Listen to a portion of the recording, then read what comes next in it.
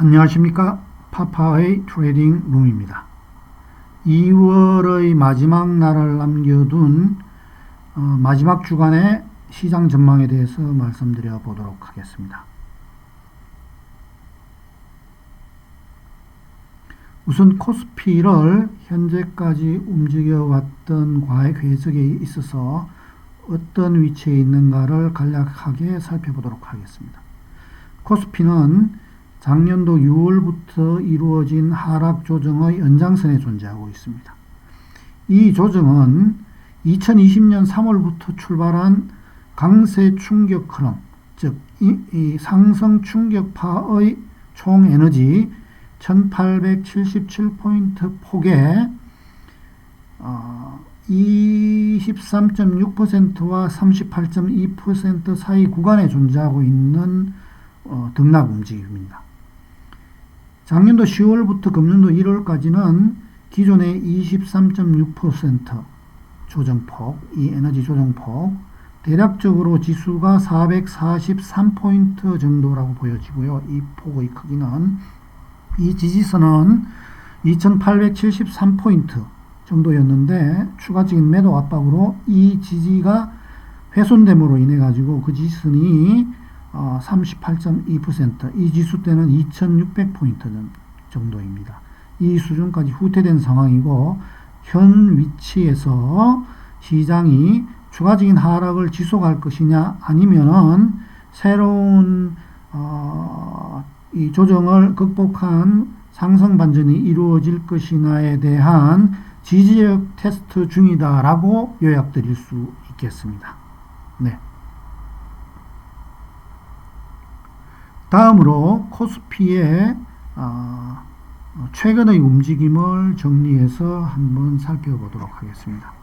최근의 움직임은 지난주에서 잠깐 언급하였다시피 시장의 반등 불씨를 살려내려고 하는 의지가 여전히 잠재되어 있고 그 싸움이 지속되고 있다.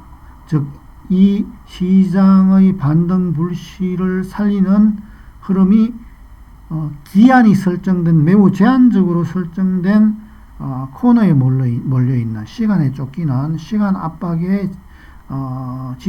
지속되는 흐름에 갇혀서 움직여지고 있다라고 정리를 해보겠습니다. 지금 위쪽에 이 노란 별표에서 그어놓은 이 부분은 향후에 시장이 이 조정 압박을 이겨내고 새로운 상승 흐름을 시도하기 위한 최초로 보여주어야 할, 도전해야 될, 극복되어야 할 지수입니다. 즉 3월 중에 2790포인트를 넘는 시도를 보여준다면 지금까지의 조정 흐름을 극복하고 위로 흐름을 바꿀 수 있는 가능성을 높이는 것이요, 그러지 못한다고 할 경우에는 여전히 위는 막히고 아래는 열리는 흐름의 연장선에 있다라고 보여집니다. 여기에 다소 복잡하게 점선으로 향후 궤적을 시나리오를 그려서 마련해 두었습니다만, 좁혀진 시간 흐름 속에서 나타날 수 있는 무질서를 섬세하게 그 궤적을 따라서 상황을 구현하는 것 자체가 신의 섭리에 감히 도전한다는 오만이라고 보여져 전반적인 핵심 추세 핵심 내용만 파악하는 게 좋을 듯합니다. 즉, 그 전반적인 핵심은 추세 반전을 꾀하려면 위의 장애는 극복해야 될 과제가 굉장히 많이 존재하고 있다는 것이요, 이 과제들이 해결되지 않으면 시장은 재차 하락 흐름을 밟을 것이라는 점입니다. 다음으로 코스닥의 흐름에 대해서 살펴보도록 하겠습니다. 코스피보다는 상대적으로 현재까지의 조정 과정에서 보여준 코스닥은 약 5% 정도의 취약한 모습입니다. 그러나 코스닥 역시 현재의 위치는 이 반등의 불씨를 살려서 전체적인 추세의 변화를 꾀하고자 하는 잠재성을 여전히 내포하고 있다고 보여집니다.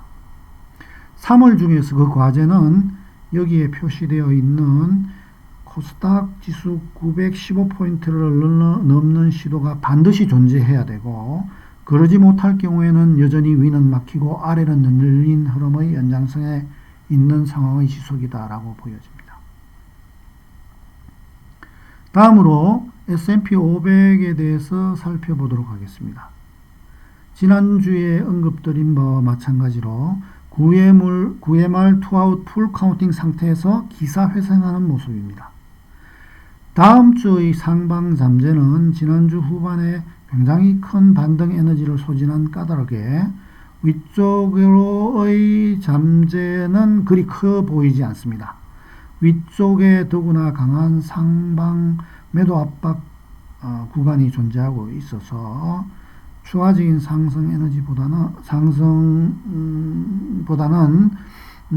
저항 영역의 압박 강도에 대한 관찰이 필요한 시간이 다음 주가 아닌가 싶습니다. 그러나 주간의 흐름으로 봤을 경우에 지난 주말에 보여주었던 특정한 베이스 포인트에서의 핀바 형태는 향후 시장이 긍정적으로 흘러갈 수도 있다라는 희망에 대해서는 매우 고무적인 편에 서서 보여주는 현상이라고 나타납니다. S&P 500의 경우에는 다음 주에 지속적으로 4600포인트를 넘는 시도가 목격되어야지만 이 조정의 리버설 여부에 대한 가능성이 긍정적으로 판가름 날 수 있는 전제가 되는 것입니다. 다음으로 나스닥을 살펴본다 한다면 나스닥 역시 비록 한 템포 늦었지만 불씨를 살려내는 모습을 보여주고 있습니다. 그러나 향후의 2, 3주 기간 내에서 지속적으로 위쪽에 있는 14,250포인트, 14,510포인트를 넘는 이 시도가 나타나야지만 최근의 이 흐름이 반등이 아닌 반전, 최근의 흐름을 상승으로 되돌릴 수 있는 리버설을 의미하는 것으로 해석할 것이요. 그러지 못할 경우에는 여전히 위는 막히고 아래는 열린 게임의 지속이다라고 해석이 되게 됩니다. 특히 상방에는 13,815포인트, 14,350포인트 등등의 저항이 곳곳에 도사리고 있습니다. 따라서 다음 주에는 추가적인 상승의 흐름에 대한 에너지보다는 이러한 저항의 처리, 돌파 또는 이 저항과의 싸움에서 어떻게 극복해 나가는가의 과정을 살펴보는 한 주로 시간을 집중하시는 게 좋을 듯 합니다. 네, 마지막으로 원달러 환율에 대해서 잠깐 언급드려 보도록 하겠습니다. 국내 투자가들이 해외 주식 투자 내지는 ETF 투자의 하나의 변수로 고려되어져야 될 뿐만 아니라 국내 시장의 수급 요인, 특히 수급 요인에서 큰 축을 차지하고 있는 외국인 투자 자본 거래 계정의 한 변수이기 때문에 원달러 환율의 간단한 흐름 분석도 그림으로 나타내 보았습니다. 위쪽으로는 1213원의 저항이 굉장히 강력한 상태입니다. 반면 아래쪽으로는 1186원과 1161원의 지지가 맞서 있는 형국입니다. 3월 달에 만약 환율이 아래쪽의 지지선인 1183원을 하방으로 시도하는 하락 흐름이 관찰된다라고 한다면 이 추세에 관련되는 흐름에 이상징후가, 즉 환율의 상승 흐름에 이상징후가 있다라는 것의 첫 신호가 될 것이겠지만, 그러한 현상이 없다 할 경우에는 지금까지의 환율 상승의 흐름이 과거 1년 전부터 이루어져 왔다는 점을 유념하셔서 지속적으로 환율이 상승되는 과정에 있다라고 해석하시는 게 맞는 해석 방향이라고 생각이 됩니다. 따라서 월간 흐름에서 환율 아래쪽 1183원을 시도가 흐르는 흐름이 관찰되기 전까지는 지속적인 상승 지속의 궤적 속에 시장은 원달러 환율은 그 흐름 속에 실려 있다. 이런 점만 유의하면 될 것 같습니다. 작금의 우크라이나 긴장 사태로 시장 상황의 변동성이 커지면서 어수선한 상황이 진행되는 듯합니다. 이로 인해서 평소에 관심을 두지 않았던 RTSI까지도 눈길이 갈 수 있는 뉴스들도 대두됩니다. 지정학적 위험은 그 순간의 시장 변동성의 확대는 가져올 수 있을지언정 지금까지 그 본질은 바꾸지 않았다는 점을 늘 역사는 말해주고 있습니다. 그간의 수많은 지정학적 긴장들이 시장에 어떤 충격을 주었었던가 지금 돌이켜 생각해보면 가물가물할 것입니다. 우크라이나 전쟁이 사라진다고 시장이 오르는 것도 아니요. 전쟁이 계속된다고 해서 시장이 마냥 내리는 것 또한 아닙니다.